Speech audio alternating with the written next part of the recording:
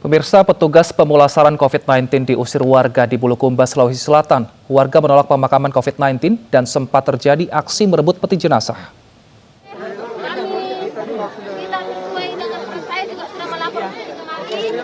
Aksi penolakan warga atas pemakaman dengan protokol kesehatan COVID-19 kembali terjadi. Kali ini di Kecamatan Herlang, Kabupaten Bulukumba, Sulawesi Selatan, petugas pemulasaran diusir warga dan keluarga pasien. Aksi penolakan sempat diwarnai saling berebut peti jenazah. Adu argumen pun terjadi saat petugas menjelaskan mekanisme dan peraturan pemakaman. Namun, warga sempat mengancam akan memukul petugas, hingga akhirnya petugas meninggalkan lokasi. Salah satu jenazah itu sangat disayangkan karena itu kan sudah diserahkan oleh Satgas Covid Provinsi dan ada pernyataan dari pihak keluarga. Jadi salah satu sebenarnya mata rantai untuk mencegah penularan COVID ya harusnya memang pemakamannya mengikuti protokol COVID-19. Jenazah di dalam peti akhirnya dimakamkan pihak keluarga tanpa protokol kesehatan COVID-19. Dari Bulukumba, Sulawesi Selatan, Sulaiman Nai, iNews melaporkan. Sementara itu, warga Kelurahan Rorotan, Jakarta Utara protes terkait kebisingan suara ambulans yang melintas di daerah mereka dalam 2 minggu terakhir. Protes ditujukan dengan pemasangan spanduk yang mengimbau pengendara ambulans tidak membunyikan maksud kami sirine yang melintas di permukiman warga. Salah satu makam khusus korban COVID-19 terletak di Jalan Rorotan 9 RW 09. Selain itu, kawasan ini merupakan jalur lintasan ambulans menuju lokasi isolasi terkendali Rusun Nagrak Cilincing. Kedua lokasi tersebut merupakan bagian penting dari penanganan COVID-19 di Provinsi DKI Jakarta.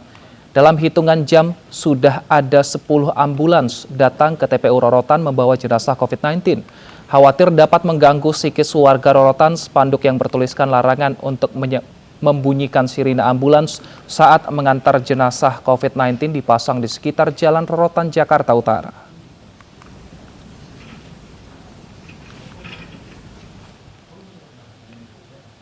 Untuk mengetahui kondisi terkini di tempat pemakaman umum Rorotan, Jakarta Utara, sudah bersama kami rekan Armalina di sana. Selamat siang, Lina. Apakah saat ini sudah ada hilir mudik dari ambulans yang datang ke sana?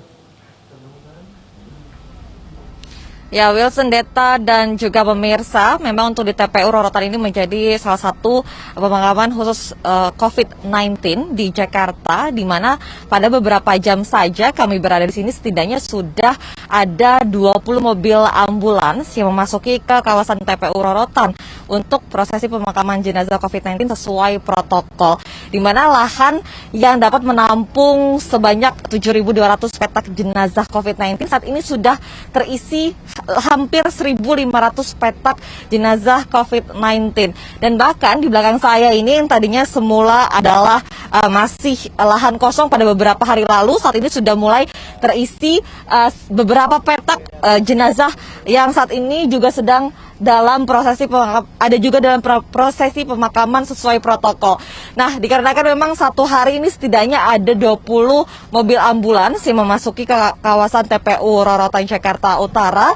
Di kawasan Kelurahan Rorotan ini juga ada sejumlah warga yang akhirnya merasa terganggu dengan suara sirene ambulans yang melintas. Ini setidaknya ada 20 mobil ambulans. Karena sebagian warga ini merasa mereka sedikit cemas, panik, dan juga khawatir dengan terpapar COVID-19 adanya suara sirine ambulans setiap hari yang melintas di kawasan pemukiman warga di kawasan Rorotan, Jakarta Utara.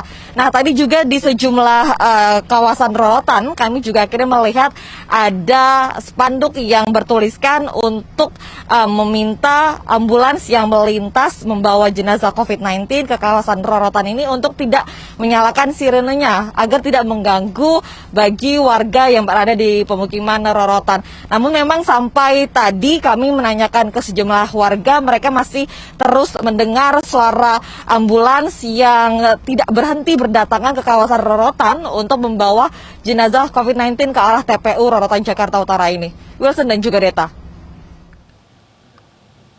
Terima kasih Armalina atas laporan Anda. Selamat bertugas kembali dan tetap jaga kesehatan. Pemirsa, tingginya jumlah pasien positif COVID-19 membuat rumah sakit di sejumlah daerah kelebihan kapasitas. Di Subang, Jawa Barat, pasien harus rela dirawat di lantai dan di daerah lainnya sudah mulai mendirikan tenda darurat.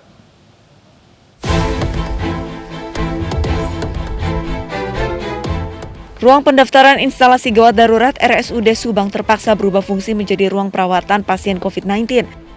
Pihak rumah sakit kewalahan dengan melonjaknya jumlah pasien corona yang masuk ke RSUD. Beberapa pasien COVID-19 tidak dapat tertampung di ruang isolasi dan harus rela dirawat seadanya di lantai IGD.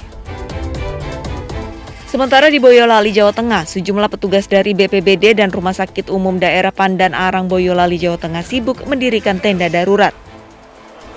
Tenda berukuran 6x12 meter yang didirikan ini ditargetkan dapat menampung 20 tempat tidur. Rencananya, tenda ini akan dilengkapi dengan tabung oksigen dan peralatan medis lainnya. Sama halnya di Kediri, Jawa Timur, di Rumah Sakit Umum Daerah SLG, 52 dari 57 tempat tidur di ruang isolasi telah terisi. Di rumah sakit ini terdapat penumpukan puluhan pasien yang sedang menjalani screening COVID-19. Tenda darurat pun didirikan. Sebenarnya terkait dengan tenda darurat ini sebelumnya ini sudah pernah ada ya. Kami bangun di bekerjasama dengan BPBD, kami sediakan di sebelahnya ruang IGD. Karena kemarin jumlah pasien COVID menurun, kan tenda darurat ini tidak terpakai. Tapi melihat ini ada lonjakan, ini kita mau fungsikan lagi tenda darurat yang difasilitasi oleh BPBD. Satgas Percepatan Penanganan COVID-19 Kabupaten Kediri mencatatkan hingga kini sebanyak 5.218 orang terpapar COVID-19. 513 orang diantaranya meninggal dunia. Tim kontributor iNews melaporkan. Pemirsa, mobil Dinas Perhubungan viral di media sosial. Viralnya kendaraan operasional di Sub ini karena digunakan untuk menjemput pasien COVID-19.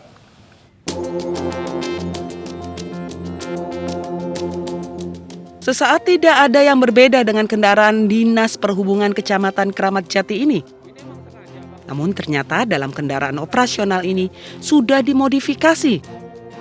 Terdapat sekat plastik yang tertutup rapat dengan lakban atau perekat antar kursi depan dengan kursi tengah. Kursi pun tidak ada di deretan tengah dan belakang. Ya, mobil ini memang dikhususkan untuk menjemput pasien COVID-19. Penjemputan dengan mobil dinas di Sub ini udah mulai apa belum, Pak? Sudah mulai dari masing-masing kecamatan, sudah mulai dari kemarin sudah ada yang masyarakat yang meminta bantuan kepada dinas perhubungan dan dinas perhubungan melayani evakuasi masyarakat dengan pandemi. Layanan evakuasi ini berapa lama, Pak? Selama pelayanan ini, selama masyarakat membutuhkan. Penjemputan pasien COVID-19 dengan kendaraan Dishub sempat ramai diperbincangkan warganet dan viral di media sosial. Mobil ini mampu membawa 4 pasien COVID-19 menuju rumah sakit atau tempat isolasi pasien yang sudah ditentukan. Mobil Dishub khusus penjemputan pasien COVID-19 ini pun beroperasi 24 jam selama dibutuhkan warga. Dari Jakarta, Sofyan Firdaus, iNews melaporkan. Darurat oksigen, stok menipis dan harga oksigen naik hingga 300%. Selengkapnya kami hadirkan usai jeda. Tetap bersama kami.